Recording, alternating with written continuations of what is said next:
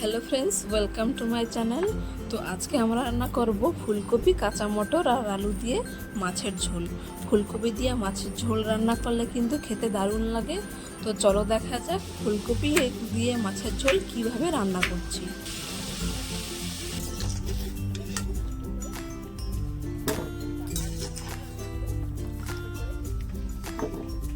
তারপর কেটে রাখা ফুলকপিগুলোকে 3 মিনিটের মতো গরম জলে ভাপিয়ে নিয়েছি। আর এইদিকে তরকারির গ্রেভির জন্য একটা পেঁয়াজ, আদা রসুন, গোটা গরম মশলা, 2টো শুকনো লঙ্কা দিয়ে একটা পেস্ট তৈরি করে নিয়েছি। পেস্টটা এক সাইডে রেখে সেদ্ধ করে রাখা ফুলকপিগুলোকে হলুদ আর লবণ দিয়ে ভালো মতো ভেজে তুলে রাখতে হবে।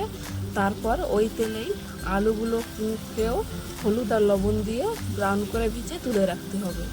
ফুলকপি আর আলু ভালো মতো ভাজা হয়ে যাওয়ার পর কড়াইতে একটু তেল দিয়ে, তেল যখন গরম হয়ে যাবে তখন জিরে আর তেজপাতা দিয়ে, জিরে যখন ব্রাউন হয়ে যাবে তখন গ্রেভির পেস্টটা দিয়ে দেবো।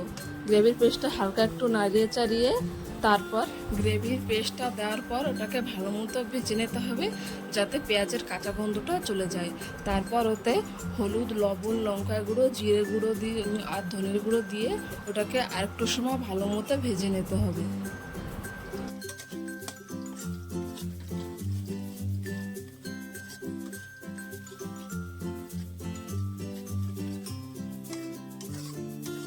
পেস্টটা যখন ভাজা হয়ে তেল ছেড়ে দেবে তখন 2 গ্লাসের মতো জল দিয়ে দেবো।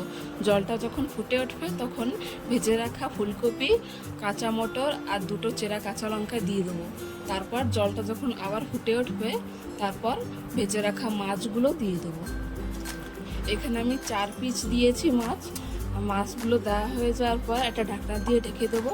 তারপর লো ফ্লেমে 10 মিনিটের মতো কুক হতে দেবো। তারপর শেষের দিকে গরম মশলা আর ধনেপাতা দিয়ে আর একটু সময় নাড়িয়ে চাড়িয়ে তরকারিটাকে নামিয়ে নেবো। এইভাবে ফুলকপি দিয়ে মাছের ঝোল রান্না করলে কিন্তু তরকারিটা খেতে দারুণ টেস্টি লাগে।